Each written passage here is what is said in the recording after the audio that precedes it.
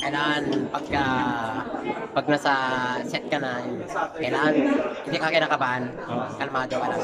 Kasi ako sa eksena na yun, syempre po, kilala natin siyang veteran actress sa Pilipinas at sa buong mundo. So, first time ko pala kasi nun, siya yung ano ko, yung kabatuan. Siya yung ano ko. So, kinakabahan ako nun eh. Pero sabi niya, huwag kang kabahan. Kalma lang, no? Kalma lang. Kaya mo yan, kaya mo yan. Yan yung Hi, Baby Giant. Okay. Okay, nice to see you here. Naghiling nagkita tayo sa Baguio.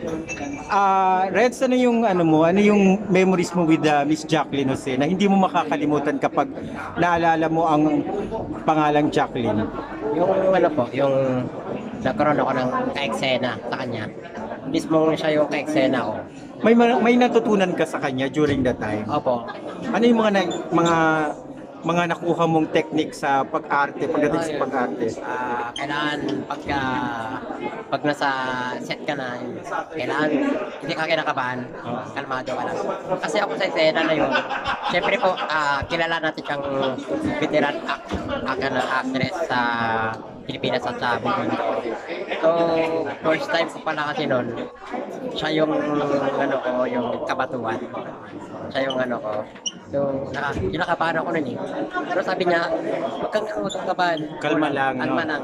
Kaya mo yan, kaya mo yan. Yan yung, Sa palagay mo, isang malaking oportunidad yun para sa'yo na makasama mo ang isang Miss Jacqueline Jose. yes po.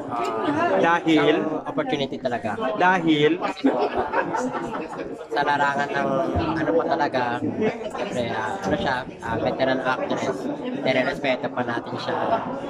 Saka kilala po siya sa industriya ng television. So, syempre, napapasalamat din po ako sa kanya. Kasi may, sa tulong niya po sa akin, yung ka-eksena ko po siya. At sa, naging komportable ka ba sa kanya nung maka-eksena mo siya? yung una po, hindi po talaga. Oo, pero nung lumahon na, naging na Tumatagal komportable po na. ng tumatagal. Lalong nasasanay na ako. Hindi na ako pinakabahan. Ano na mangyayari sa ang Batang Quiapo dahil wala na si Major Espinas?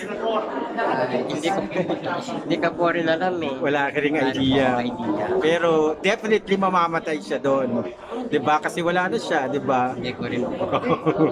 So, ano na lang, message na lang sa mga fans mo, Baby Giant. Ay, sa lahat pa ng fans ko yan, para si Baby Giant, sa Batang Quiapo po. Supportahan niyo po yung Batang Quiapo. Thank you. Thank you, Rems.